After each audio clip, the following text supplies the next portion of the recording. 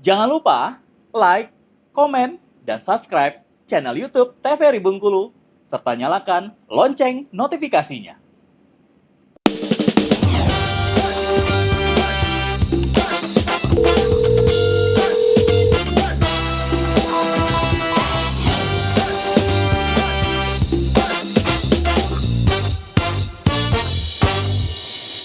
Halo pemirsa, apa kabarnya? Semoga diberikan kesehatan dan kelancaran dalam menjalani aktivitas pada hari ini. Senang sekali saya Viva Manca bisa menemani pemirsa dalam 1 jam ke depan, tentunya untuk membahas terkait kesehatan pada hari ini. Dan juga kami informasikan kepada pemirsa di rumah untuk mendapatkan informasi terkait program-program kesayangan TVRI, dan juga akan ada tayangan ulang tentunya itu di YouTube channel kita, yaitu di @tvri Bengkulu. Dan hari ini tentunya kita akan membahas kesehatan tentang bagaimana rehabilitasi medik pada keterlambatan bicara atau yang biasa kita sebut dengan speech delay. Dan untuk itu hari ini juga kita sudah kehadiran dokter yang luar biasa. Halo dokter.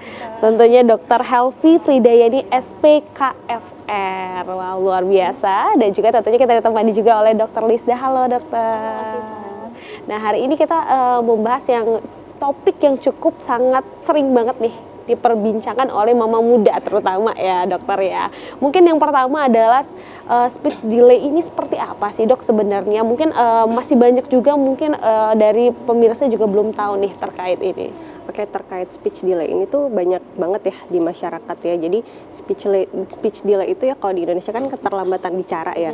Jadi keterlambatan bicara pada anak-anak untuk tidak setara seperti anak-anak usianya. Jadi memang perlu dipahami sih oleh mama-mama muda sekalian gitu, memahami tahap-tahap perkembangan bicara pada anak-anak gitu. Jadi speech delay ini kan dia berarti dia tidak sesuai dengan tahapan yang ada gitu. Jadi ada keterlambatan lah atau pending dari yang harusnya misalnya dia sudah mulai AAW tapi tidak gitu. Jadi nanti kita pahami bersama-sama bagaimana tahapan perkembangan normalnya, dan apabila ada keterlambatan deteksi dini lah istilahnya, apa yang harus dilakukan oleh orang tua, bagaimana secepatnya dia harus ke dokter kapan, screeningnya bagaimana, seperti itu.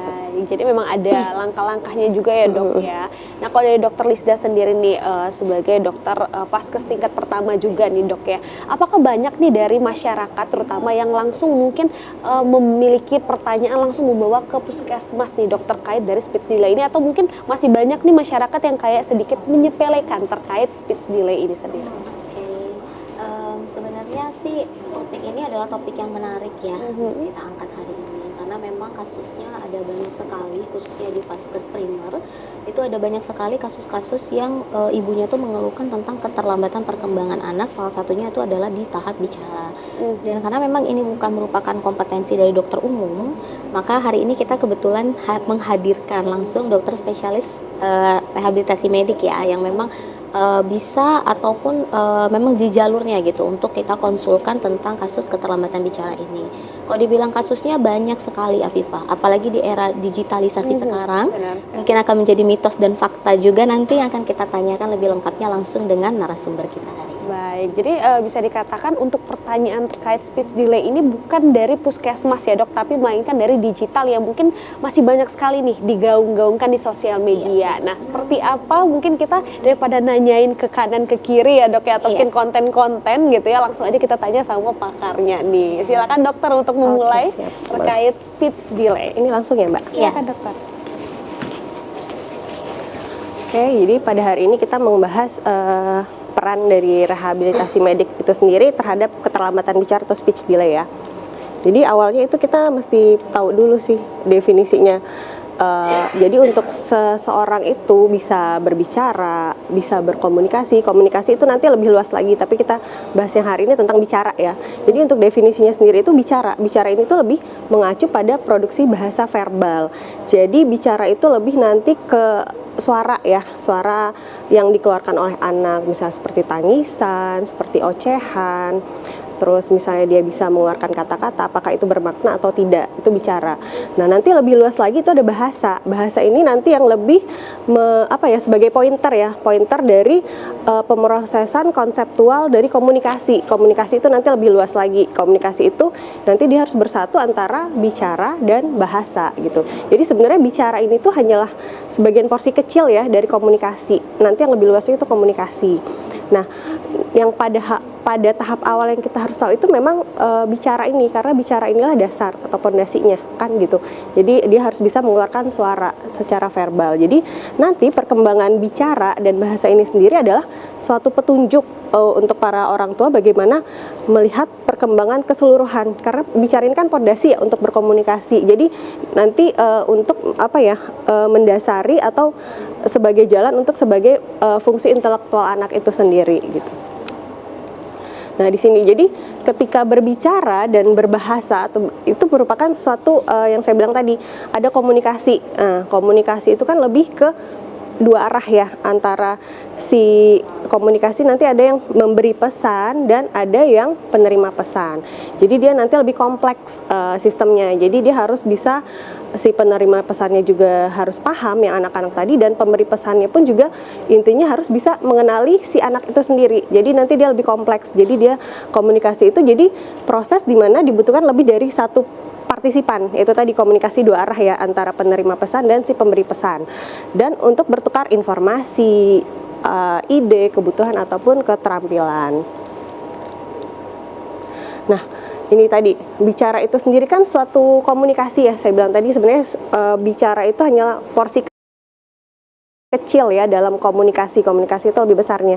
Jadi untuk awal kita harus tahu dulu anak-anak itu bisa mengeluarkan suara atau tidak. Itu yang bicara tadi. Jadi bicara itu merupakan suatu bentuk komunikasi dengan artikulasi verbal dalam menyampaikan maksud atau tujuan. Jadi misalnya ya ini bicara itu sendiri tuh ada beberapa komponen yang harus ada gitu, seperti sistem respirasi, fonasi, dan artikulasi.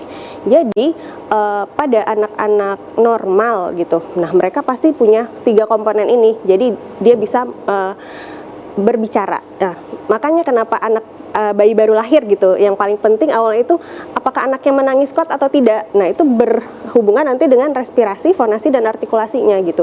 Jadi itu penting banget kan, misalnya bayi baru lahir apakah dia menangis kuat atau tidak. Nah, untuk menangis kuat itu tadi proses untuk adanya suara itu tadi harus didukung dengan adanya proses respirasi. Nah, proses respirasi ini seperti apa? Misalnya parunya baik, berkembang dengan baik. Lalu paru-paru baik berkembang dengan baik, apa lagi fungsinya? Nah, otot-otot pernafasannya tadi, otot-otot dadanya tadi baik. Jadi dia bisa mengeluarkan aliran udara yang baik. Nah, apabila tidak ada aliran udara yang baik, otot-otot pernafasan yang baik, jadi dia tidak akan bisa mengeluarkan fonasi ataupun suara. Nah, nanti yang lebih untuk artikulasi. Nah, artikulasi ini tuh adalah gabungan bagaimana dia bisa mengeluarkan suara itu tadi dengan pengucapan yang baik. Nah, yang didukung dengan sistem dari respirasi tadi, fonasi. Jadi kita memang harus memastikan memang tidak ada kelainan lain yang menyertai pada anak atau bayi ini, sehingga kita tahu untuk mendeteksinya nanti apakah keterlambatan bicaranya hanya karena misalnya lack of stimulation, misalnya stimulasi yang kurang, atau memang ada kelainan pada sistem organiknya gitu. Baik dokter, berarti dari respirasi ini sendiri itu sudah terlihat ya dokter ya, apakah mungkin bayi ini memang memiliki kelainan atau memang hanya terlambat bicara aja, itu memang sudah terlihat ya dok? Karena kalau misalnya anak-anak yang punya kelainan, misalnya dia kelainan pernafasan atau misalnya sudah ada kelainan bawaan dari lahir, itu kayak tadi misalnya bayi tidak bisa menangis dengan kuat, otomatis nanti untuk tahap tumbuh kembangnya itu pasti berbeda dari anak yang biasanya gitu. Nah, di situ nanti butuhnya untuk menangani anak-anak dengan speech delay ini harus holistik ya, multidisiplin. Jadi tidak hanya satu dokter yang menangani, misalnya nanti ada dokter anak, misalnya kita lihat juga apakah dia ada gangguan pendengaran atau tidak, dokter THT, misalnya dari untuk nanti emosional bisa dengan kedokteran jiwa, baru nanti ke rehabilitasi medik. Jadi saling multidisiplin lah, berkesinambungan gitu. Berarti orang tua juga harus lebih aware ya dok ya Betul. dari anak itu lahir pertama kali. Karena Betul. memang sekarang itu banyaknya mama-mama muda yang baru bertanya ketika usia 1 tahun, 2 Betul. tahun. Dia baru bertanya nih kenapa anaknya lama dalam tumbuh kembang bicara itu. Berarti seharusnya orang tua ini harus lebih dari awal ya dok Dari ya. awal sekali. Tentunya harus memahami dan juga harus teredukasi tentunya ya Betul. dok ya. Baik dok. Silakan dokter kembali. Oke, lanjut. Sebelum keterlambatan bicara, kita lihat dulu tahapan ya, tahapan normal si anak ya. Jadi untuk orang tua di rumah ya, mesti dipahami ya. Jadi untuk tahapan perkembangan bicara anak sesuai usia itu kita harus tahu gitu. Jadi kayak tadi ya, dari bayi baru lahir pun gitu, kita juga harus tahu sebagai orang tua apakah anak saya bayinya menangis dengan kuat atau tidak gitu. Apakah misalnya dia memang bayinya pada saat lahir dia kurang sehat gitu kan, itu tetap harus nanti diobati misalnya dengan dokter anak dan lainnya. Jadi harus memang mendapat penanganan. Kalau memang dia ada penyakit penyerta itu memang harus ditangani dulu gitu. Jadi ini saya berbicara yang normal ya, misalnya 0 sampai 2 bulan. Biasanya itu bayi merespon dengan menangis. Nah, anak-anak pada usia baru lahir sampai 2 minggu sampai 3 minggu itu hanya bisa menangis. Nah, menangis itu merupakan respon dari bayi itu terhadap stimulus. Nah, stimulusnya itu apa? Misal bayi tidak nyaman, misalnya dia lapar, haus, dia pasti akan menangis gitu. Nah, itu perlu dilihat. Jadi kita mesti lihat nih, misalnya anak-anak ada yang anteng, misalnya dia tidak menangis gitu kan, itu juga mesti gimana ya, ibu-ibu juga mesti aware, tapi aware dalam artian bukan panik ya. Nah, gitu. Jadi tetap harus diobservasi. Jadi misalnya bayiku nggak nangis-nangis, memang anak bayi itu kan cenderung tidur ya, tapi kita mesti lihat menangisnya seperti apa, apakah kuat atau tidak, karena 2 sampai 3 minggu pertama sampai 4 minggu itu bayi tetap akan menangis, dia akan mengeksplorasi gitu. Misalnya dia menangis ya, itu kan menunjukkan stimulus dari lingkungan, misalnya dia lapar, haus, atau dia buang air besar gitu kan. Jadi misalnya direspon gitu sama orang tuanya gitu kan, jadi nanti dia akan mengeksplorasi gitu, oh tangisanku yang lebih kencang ternyata akan direspon, atau tangisan yang sedikit maksudnya tidak kencang tidak direspon. Jadi bayi itu sebenarnya dia mengeksplor sendiri walaupun dengan hanya menangis gitu kan. Baik. Nah, itu untuk Dokter, berarti artinya ada beberapa bayi yang memang tidak menangis nih. Itu seperti apa nih dokter? Apakah itu ada kelainan ataukah memang itu sebenarnya tahap wajar nih dokter? Tapi tahan dulu, nanti kita akan jawab tentunya setelah jeda pariwara berikut ini. Tetap di Dokter Kita.